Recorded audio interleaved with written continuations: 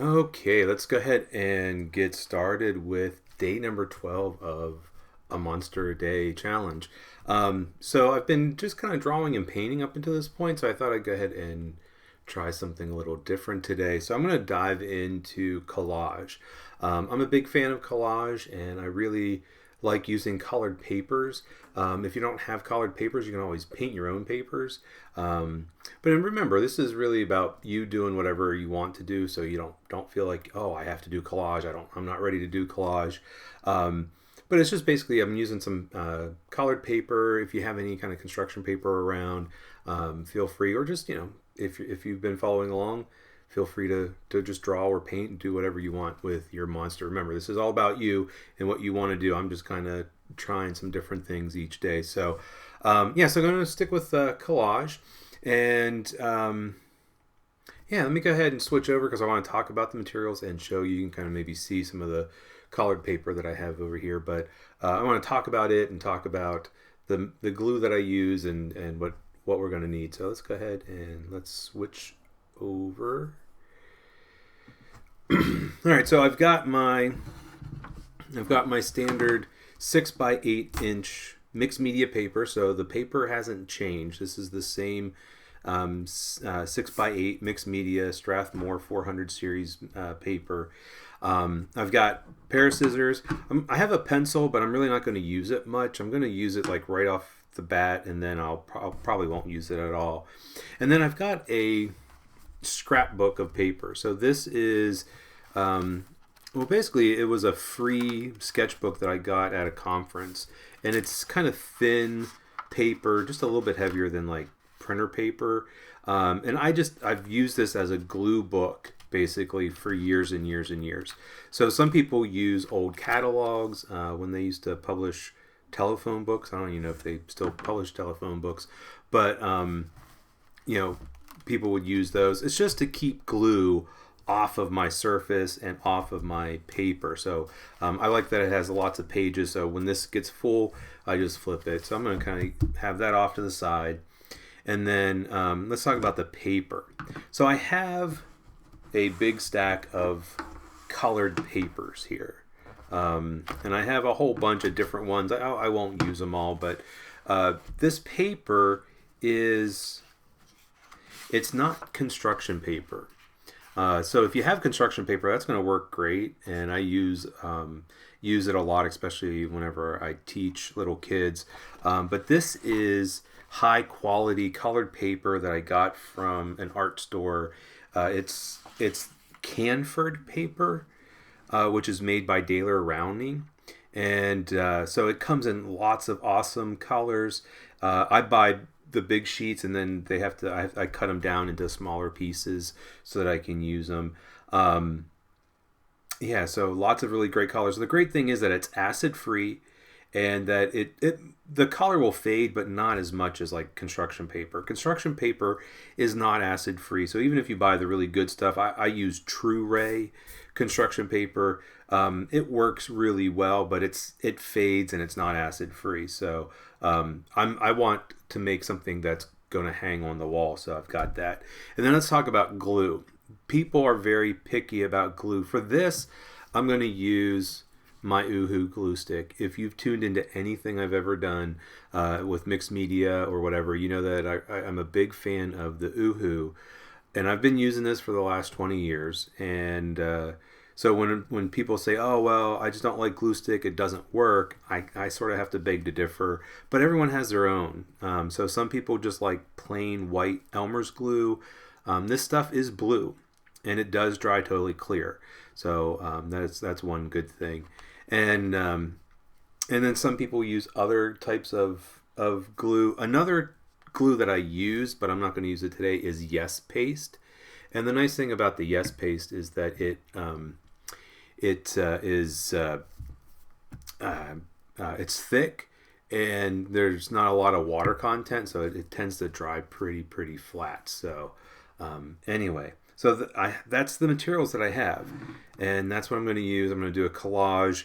I'm just going to kind of do a face of a monster today. So anyway, but if you are tuning in and you want to say hi I always appreciate seeing who's out there. So if you want to pop into the comments before we get started there and say hi, I would love to see who is out there. So, yeah, so I've got my paper. Now, the way I'm going to do this is I'm going to cover this whole paper with one single collar, and that's going to be kind of like my monster.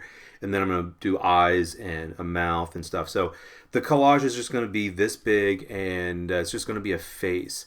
So I'm going to start off with that, and then maybe tomorrow do something a little bit different. So I've picked out, I think I want to use this turquoise blue. So this is much bigger than I need. And this paper, like I said, I buy it in like really big sheets. I forget how big they are, like 22 by 30 or something like that. And they're just a little bit too big. So I cut them down into smaller pieces. Unfortunately, the camphor, they don't sell it like construction paper where you can buy like a certain size and get assorted colors. They used to, I don't know if they still do or not, they used to sell tablets, pads of it, but it was kind of very limited in the color choices. So what I'm going to do is I want to trace my paper onto the blue paper because I want this to be the same size. Now you might say, well, why don't I just do this, and why am I going to glue it on? And the thing is that this paper is a little thin. It's thicker than standard construction paper, but it's still pretty thin. And then by gluing it down to the bigger, or to the white paper, it's just going to be sturdier. It's just going to make it for a really rigid collage. So I don't even know if you can see those pencil marks, but I can. So I want to go ahead and cut this.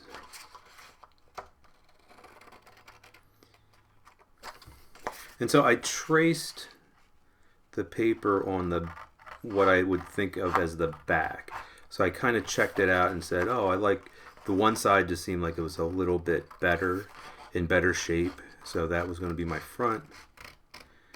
And so this part's going to be my back. So this scrap, I'm going to save it. I've got all this like really good stuff. So I'm going to save that. All right. And then I'm going to glue that down. Actually, I'm going to put the glue here and then put it down like that. So anyway, get that out of the way, get that out of the way. All right, so when I put glue on it, I do like the dark blue glue. It shows up. Actually, it was darker than it is here. It's kind of dried up a little bit. Actually, this one's almost empty. And I used it a lot yesterday. So it's kind of starting to dry out a little bit.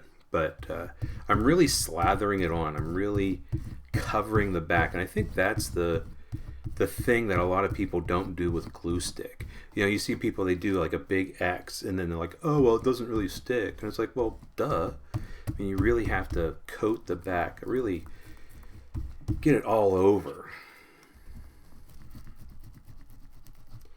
And because this doesn't have a whole lot of glue in it, I did grab another one that I mean, there might be enough to do this today, but we'll see. So I like using the glue stick instead of like a really liquid glue, because then the paper's going to curl, but it's not going to buckle. And buckling can be a big pain. All right, so you can see that the paper like really curls. So by putting on the glue stick so thick, it gives me some time to slide it around into exactly where I need it.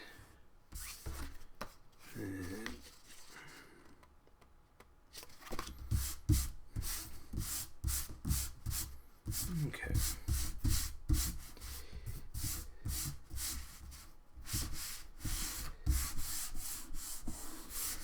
And just rub it down. And there's sometimes, you know, it's so thick that sometimes the glue will squeeze out, but usually that's not a big problem with the glue stick.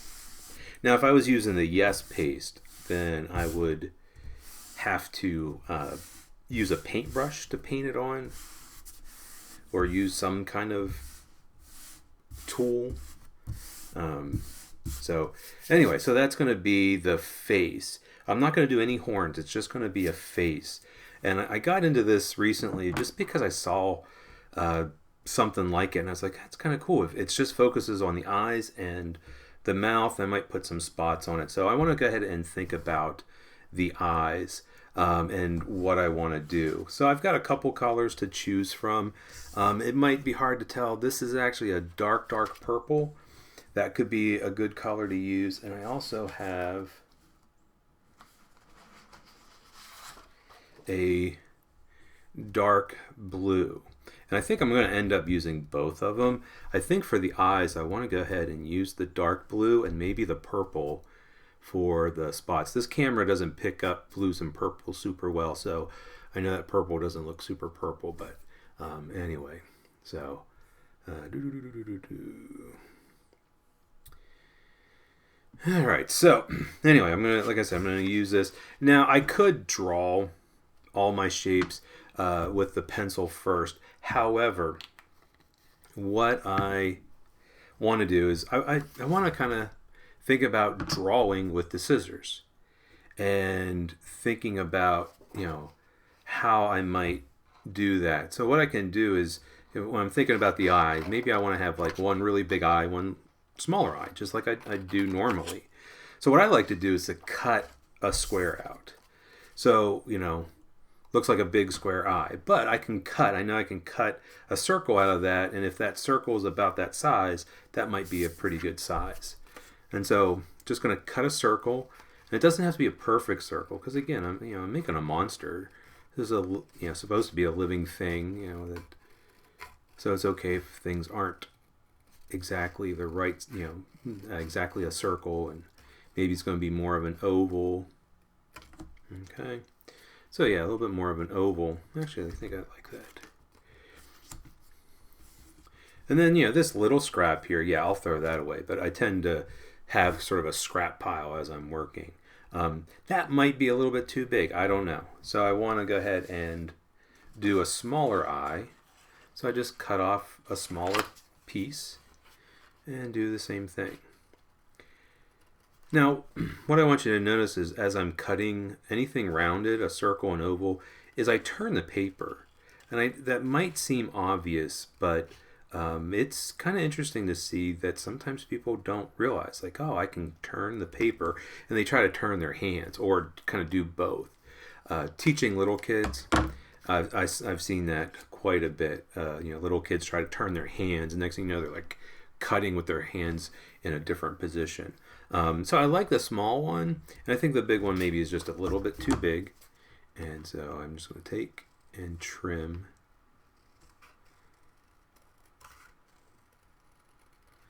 And the other thing I do is I try to cut starting way back in the back of the scissors. Some people just sort of always use the tips. But if you open it up, you can really get in there. Okay. All right, so I've got the two eyes. Now I haven't glued those down yet because I want to cut out a smaller circle with a different color, a white, a black, so I'm going to like build up basically like 4 or 5 pieces to make the eyes. And that's going to take me a while. So I'm going to use, let me dig through my pieces here and just see what I've got. I've got that pink. It's called bubble gum. I don't know if I've got any smaller pieces. Yeah, here we go. All right, but I don't know if this is big enough. It might be. So the idea is I'm going to cut out a smaller circle, ovalish shape. This might be if I really stick to the size of it.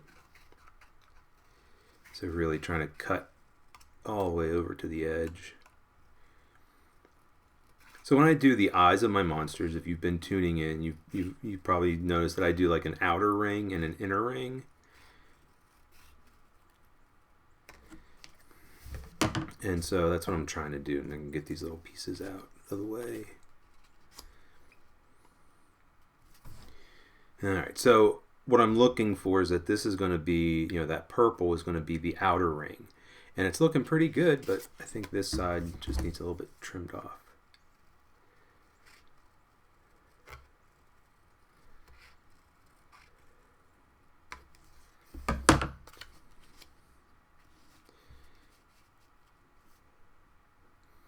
Okay, I might trim that a little bit more, have a little bit more showing. Actually, I think I am.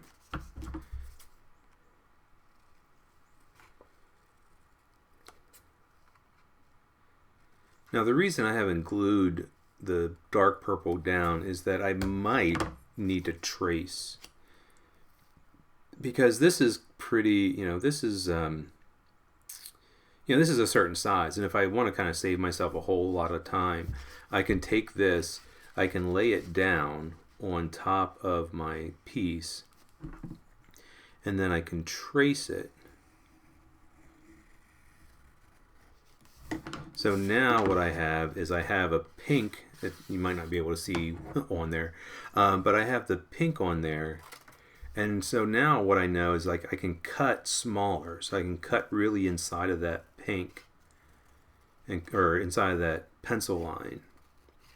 And that's going to give me a shape that's small enough to go on there. However, I didn't quite cut it small enough, so I can trim. So that's the only issue with this kind of technique, is that it takes me a little while to trim it so it's like a good size. But if you're just tuning in, or if you haven't popped in the comments and said hi yet, that's always great to see who's out there, and then where you are. Okay. So now I've got what would be the outer ring, and the pink is going to be the inner ring. So now I'm going to save that pink. Maybe that's going to be a tongue later. I don't know. So now I want to get a piece of white.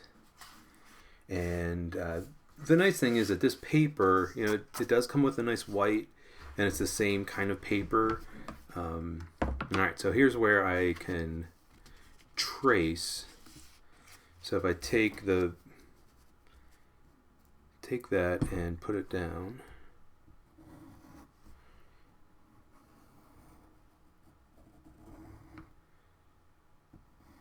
and I see that my inner, oh, now it's back. Hopefully it's going to come back. Alright.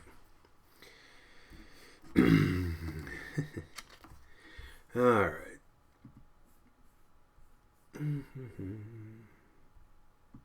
Just checking the comments. All right, so I traced that. You know what? This is a little too boxy right here. I want this to be a little bit more curved.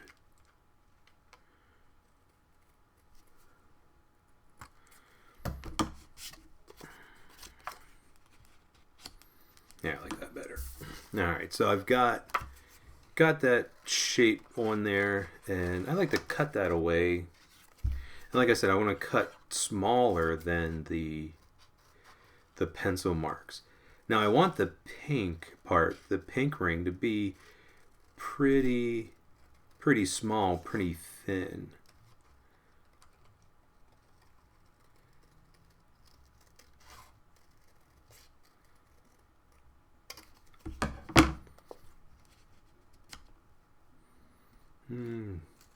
Maybe a little bit bigger than that.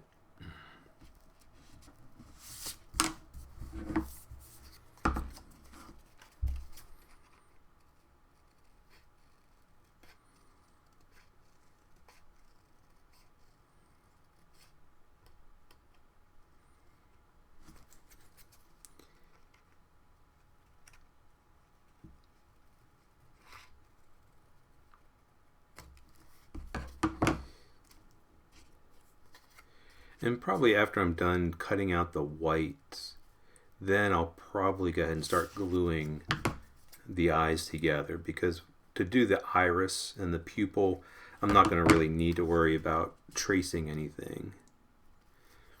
But, just to have that little bit of a pink ring around is what I'm after.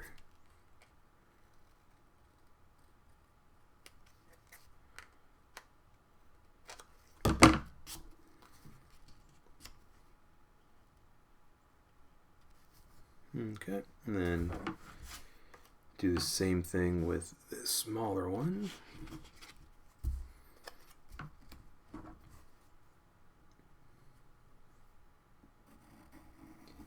So I did turn the pink part around just so that if I accidentally draw on it, it's on the back. And I do it with pencil because if I do it with a marker or whatever, the marker can get on that pink. All right, and then do the same thing.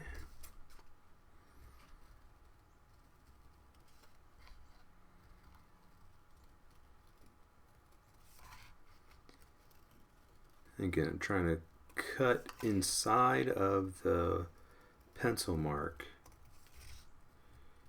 to leave some of the pink showing.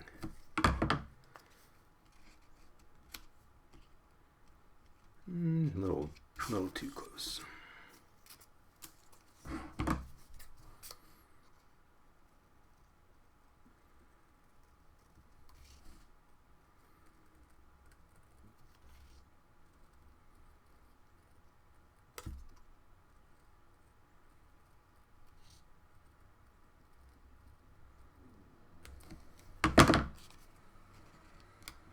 Yeah, that's pretty good. Okay. That looks pretty good. I think I want to trim. I still think that one's a little bit too little. It's like I feel like I'm a little afraid to cut off too much. But I'm just trying to cut off like a little sliver around it.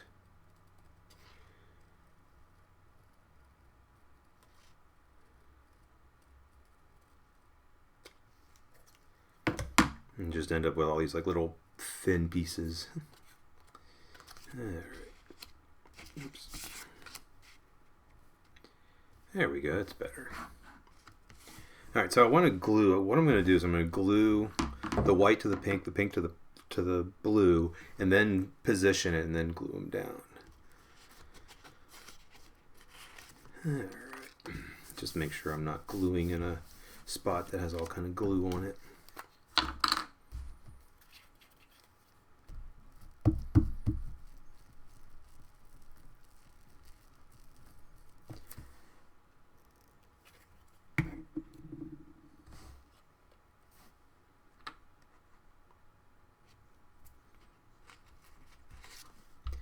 So again, this glue just stays dry where I can position it, but it does dry pretty quickly. So I gotta work pretty quickly to get it set down in position. All right, do that one.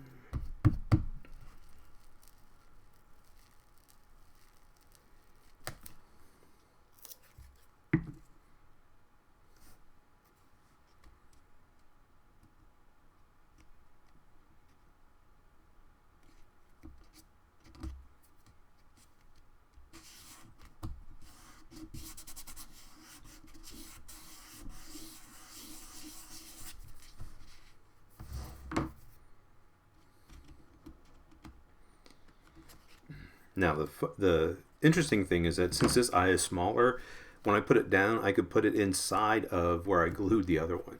That way I can kind of use the same space. Not that it really matters, not with this paper. I mean, I've got a whole pad of paper, so I can just quickly flip the page.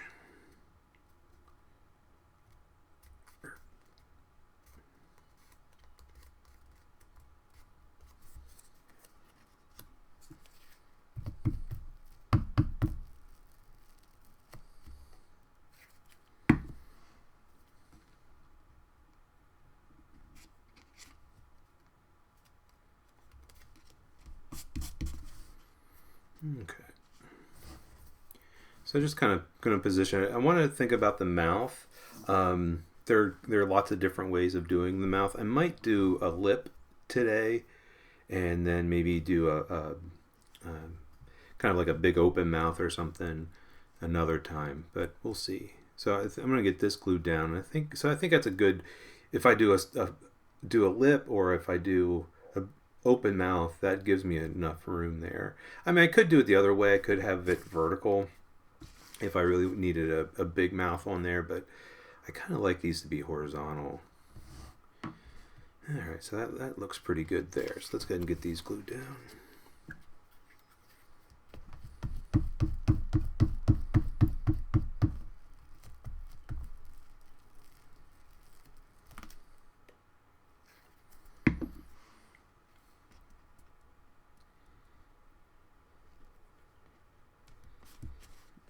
And sometimes it's nice to kind of play with the placement. So I've tried to put that, it's kind of an oval, so I'm trying to put it so it kind of slants a little bit toward the middle.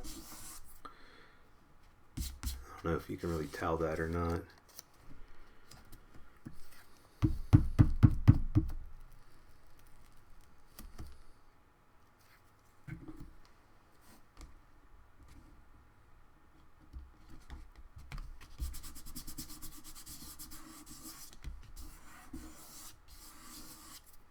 Okay. Alright, so now it's time for the iris part. And I'm going to use some colored paper. Well, of course I'm using colored paper. But I'm going to use... I usually do green eyes, blue eyes, or purple eyes. But since I have blue on here already, and I will most likely do purple spots, I think green. So I have this green, and then I've got this darker green, so I'm not really sure.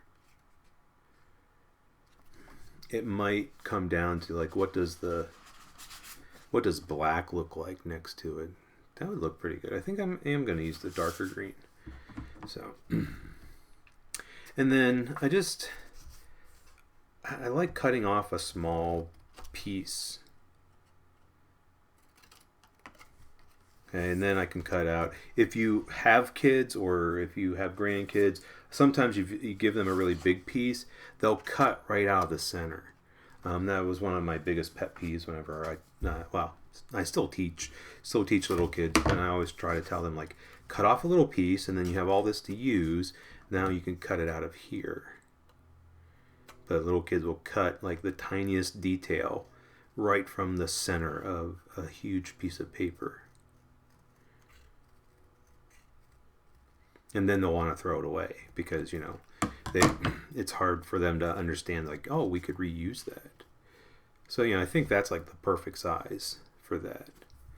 And so I'm thinking, you know, I can easily cut the other iris out of that.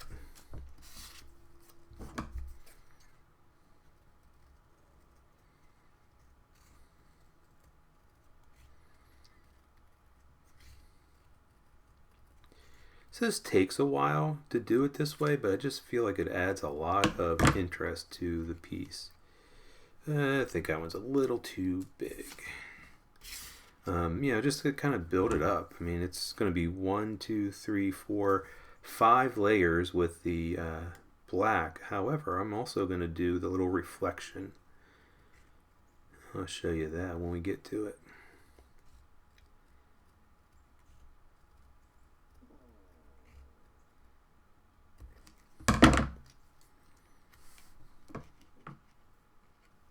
So I think I want to just give him a, you know, slightly cross-eyed.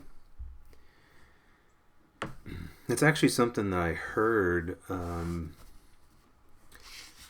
don't know if I was watching something about Jim Henson and the Muppets, or I recently read Jim Henson's biography. I forget who the guy was that wrote it, but I think in one of them, whether it was a documentary or something on YouTube, or whether it was this biography, like some of the monsters and some of the creatures and some of the characters, some of the Muppets that he created, he would often just give them a slight cross-eyed look. Not too crazy. I mean, sometimes, yeah, he would really, if the character make them really cross-eyed, but just kind of has, their kind of eyes are kind of looking in. So it's something I've been trying to play around with a little bit. So anyway, got that. I've got this big piece of black, but I might have some smaller scraps. That's the thing. It's like whenever you do a lot of cut paper, sometimes you have like tons of little scraps, and it's like, I just need to find it. Or, oh, here we go. We got one. Yeah, about the same size. Anyway, just nice to work with a smaller rectangle. Easier to kind of deal with. So basically, if I cut this rectangle a little bit smaller than the cut it as wide, a little bit. Can't quite say it the way I want to. If I make this rectangle not as wide as the eye, there we go. That should be a pretty good size for the pupil.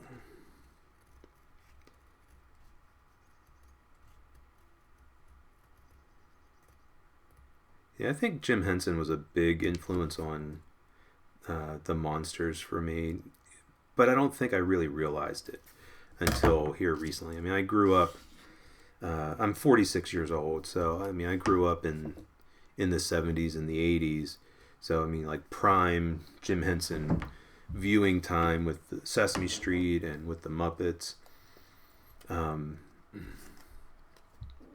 And so when I first started doing the monsters, though, I don't think I really realized how the Muppets and how Jim Henson influenced that.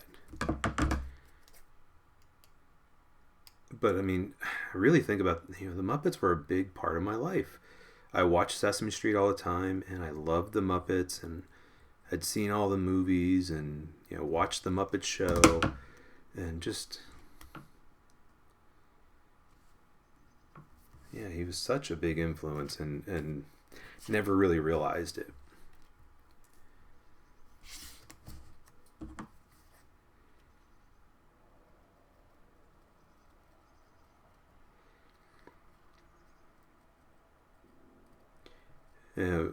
With reading his biography, it was really interesting to see that Jim Henson he did not like being thought of as like making these puppets, making the Muppets for kids.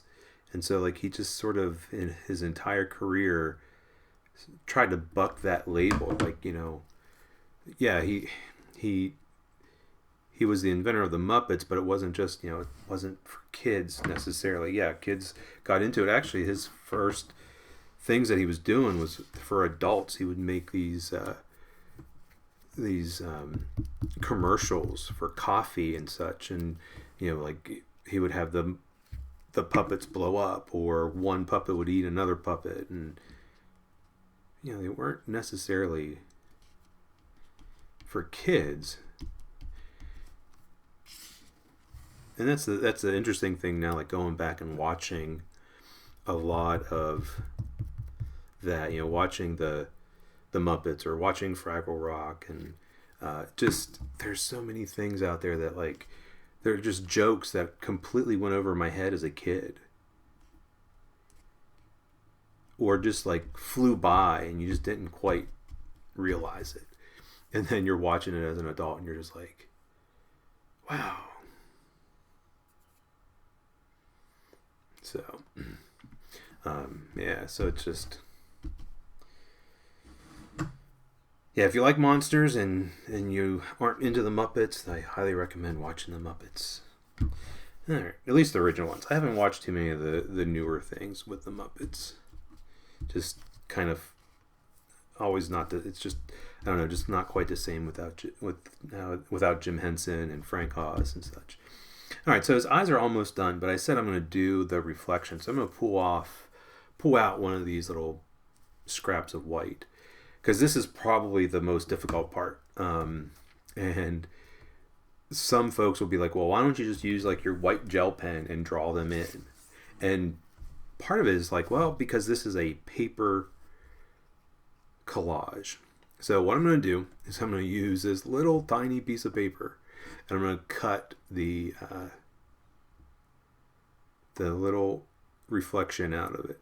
So this is the hardest part. So sometimes I cut off the bigger part and trying to cut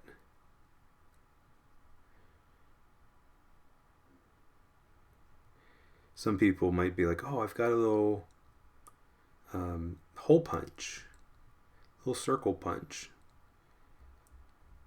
Yeah, that'd be cool, but then is it really hand cut? I mean, it's hand punched, but I think there's something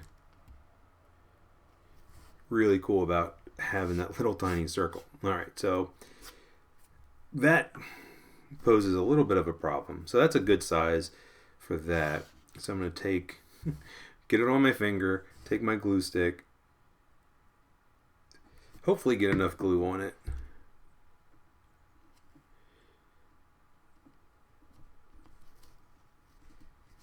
All right. So now there's one. Now I got to cut one out for this side, and it's going to be a little bit smaller. So again, just kind of cutting and turning.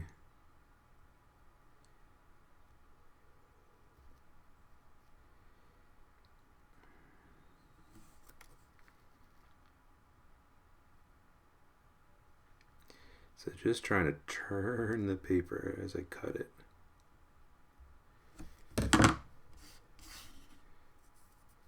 And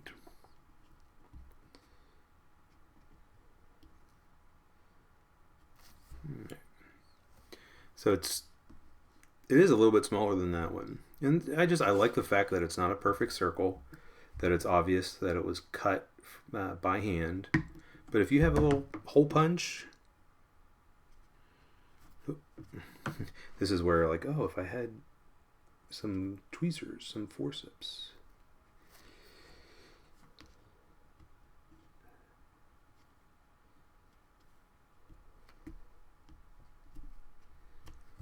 Okay. All right. So eyes are done.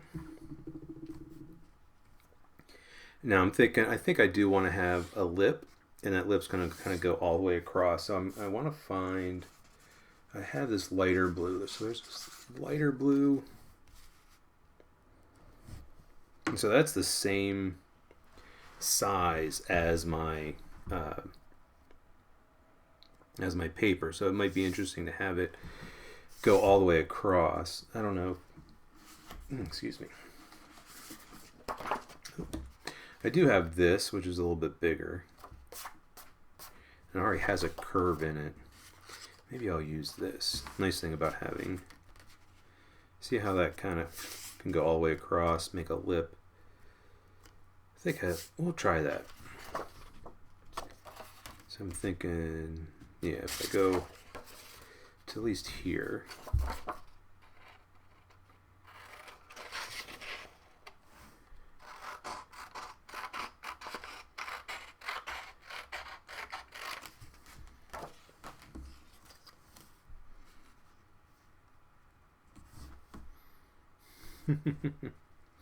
Yeah, I always like making my monsters like a little grumpy, a little sad. So the question is, do I want to keep it that thick? I mean, I could always like curve it, but I like the idea that the mouth is really big, it's really wide, that goes off out of the frame.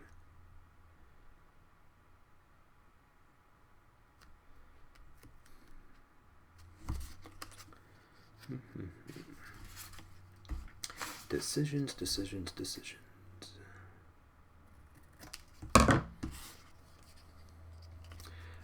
I think I like the thickness of it.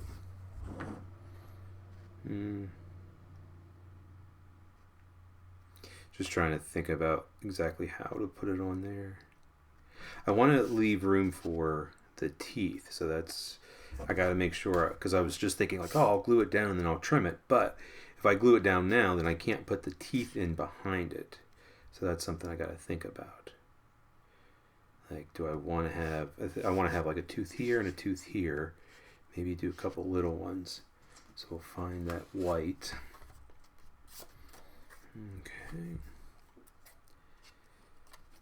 And I don't want these to be too big.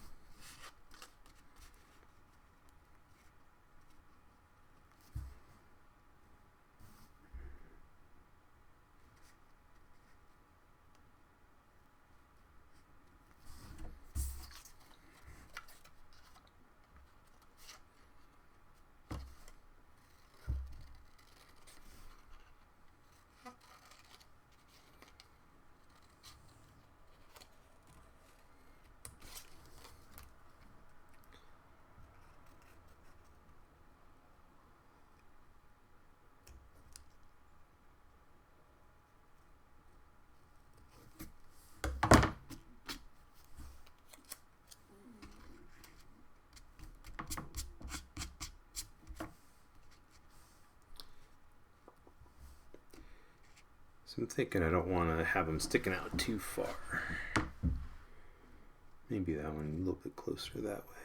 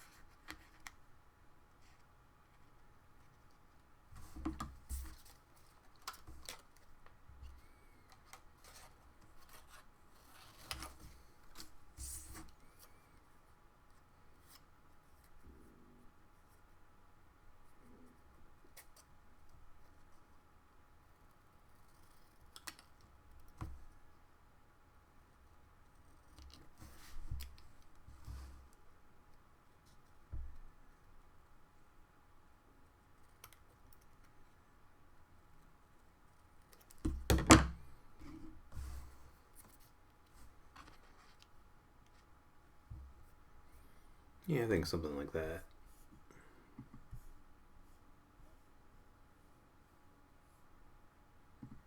All right.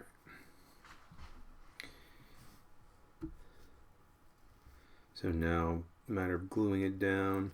So the again, change this. Make sure I have a nice fresh piece. So I'm going to glue most of this tooth behind. So just put a lot of glue near the bottom.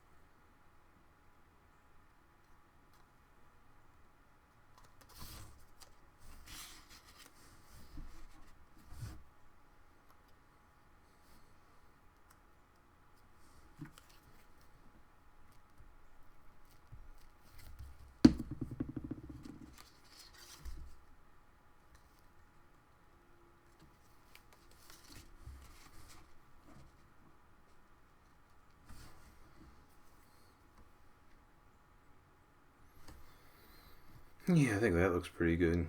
So I'm going to leave it a little bit long and then I can trim it in a little bit. So go ahead and flip this over.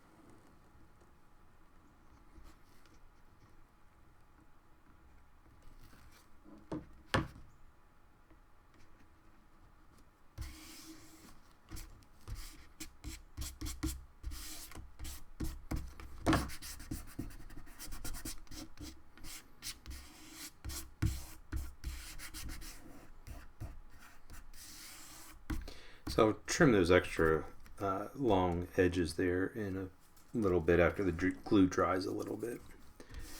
Alright, so I'm definitely going to put some other spots on them, but the one thing that I was thinking about, I had saved this piece of paper, so the question is, do I want to give him a tongue? And so that notion that like the tongue will come out and stick down. So let's try it and see. If I don't like it, I don't have to glue it on, right? I think a skinny tongue.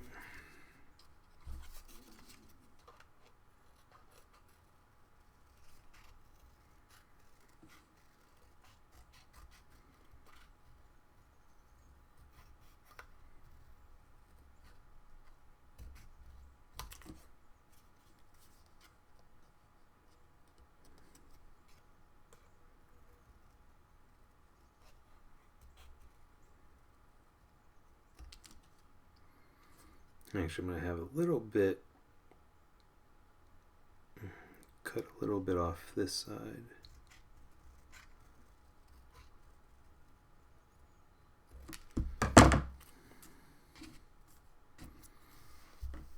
So I don't know if you can see, I have a little point there with that notion that it's coming out of his mouth.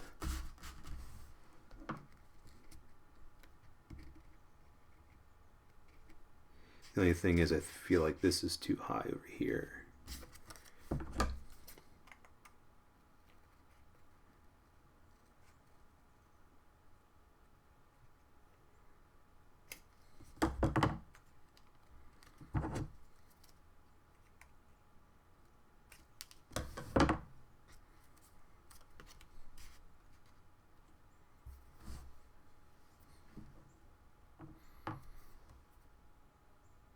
Yeah, I think I like that.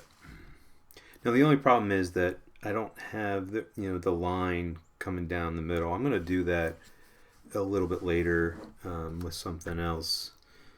I got to put some glue. I know I'm kind of off the screen, but all right, put glue on it.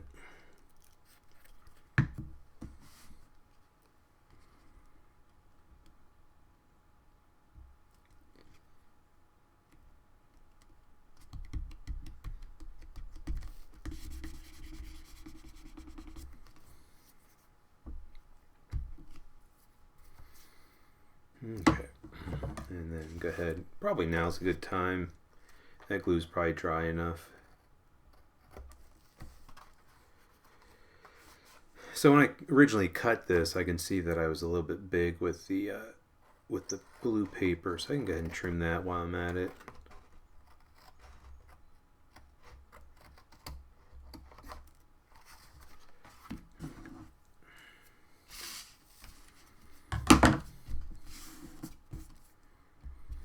Okay, so now I'm just going to do a few purple spots. So I have this dark purple, but then I realized like, oh, I have this slightly lighter purple.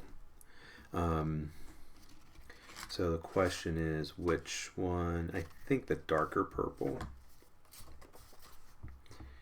So just like I've done before, I'm going to cut little rectangles out and then do the spots.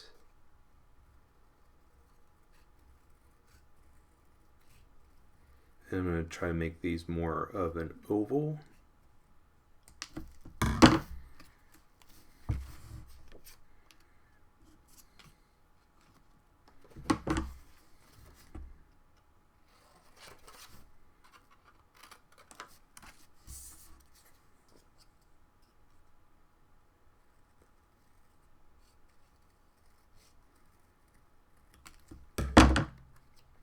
Even cut one with a flat side so I can put it down at the edge or something. Maybe a little bit flatter.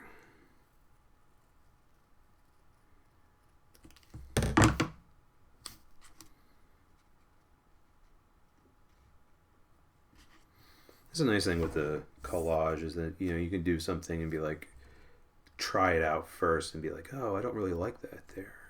Ooh, what will it look like over here?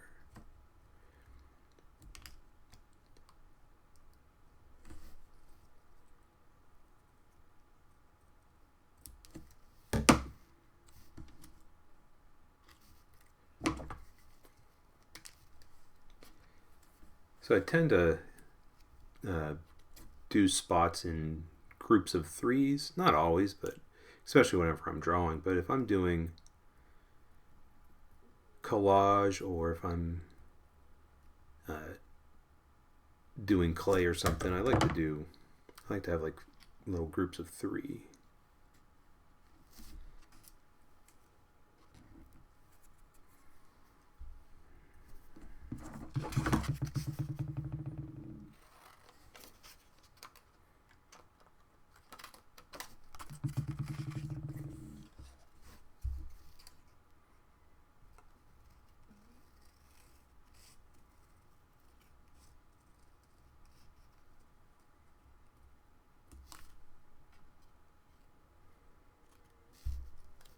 So from just one of these little pieces of purple, I might be able to get all three spots out.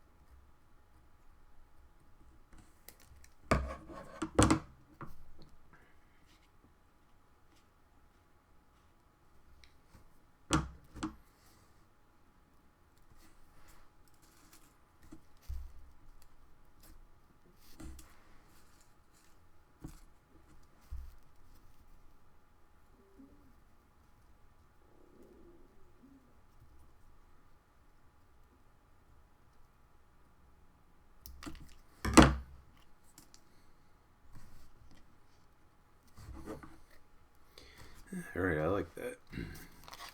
Go ahead and switch this.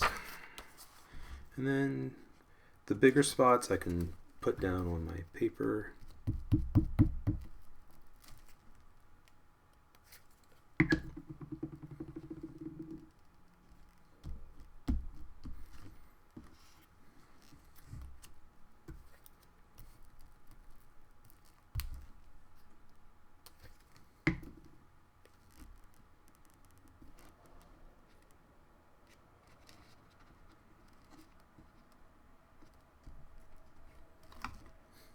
Spots are sticking to my finger.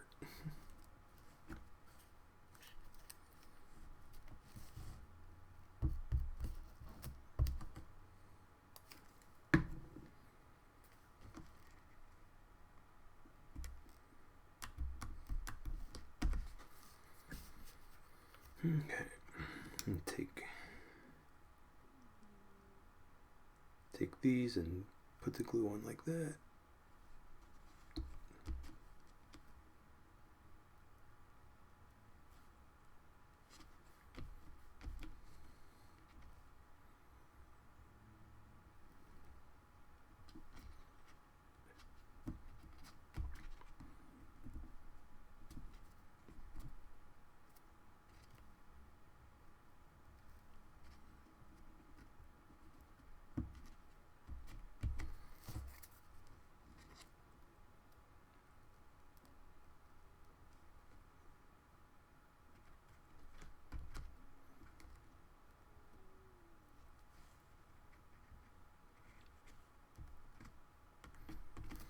Okay. All right, so I've got all the spots glued down. You can see that the paper's curled a little bit because that glue does have some moisture in it. Now, the last thing I want to do, there's one little detail that I want to do, and that's the tongue, because it just doesn't look right. So I've got this pink pen. I'll see if this shows up. If not, I've got some others I can try. I don't want to use black just because it's going to stand out too much. And this is going to be like the only ink besides the my signature. And it's just, sometimes I'll do this in colored pencil. And then maybe a few little dots. So if I wanted to, I could go back and draw in some little details on the eyes and such, but I think just that little detail there is not like overdoing the ink. So I think that turned out pretty well. And then just need to sign them.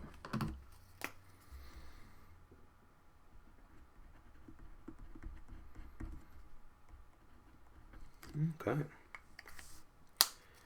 So there that little guy is. Alright, so let's go ahead and switch. Alright, so hopefully you enjoyed this guy. I'm going to take a quick look at the comments. I do see a couple comments and a question or two. So Bonnie was asking about sealing construction paper. So if you sealed the construction paper, it won't necessarily keep it from fading. It still has acid in it, so it can still fade over time. The acid can affect that paper. If you sealed it, like a lot of times, I know when I first got into mixed media, a lot of people were using gel medium, acrylic medium, to really to seal all their stuff, and basically it would keep the acid from getting onto other things, but it doesn't neutralize the acid that's in the paper, and it doesn't do anything to stop the light from changing. And that's what usually, like, it fades because of the light. So it's usually the UV light. So usually paper, fine artist papers, paints, and stuff like that are formulated so that you don't have as much fading. So I don't know if that really answers, but you can always kind of look it up and kind of see. All right. So anyway, I think that kind of does it for this guy. So something a little bit different now. So we were drawing, we were painting. Now just doing some collage. Probably do some more collage tomorrow. I really like using the collage. Maybe I'll do something like this again, or maybe I'll do something different. I don't know. I'll figure it out between now and then. So, so I really appreciate you coming and spending some time with me today. And like I've said, if you've been making your own monsters, you've been doing this, I would love to see it. So you can always post them in the comments. You can also tag me on social media posts. So, I would love to see what folks are doing. So anyway, as always, thank you so much, and happy creating. And I'll see you. Well, I won't be back tomorrow. I will be back. I'll record it tomorrow, and then I'll be back live on Wednesday. So anyway, thank you so much, and as always, happy creating.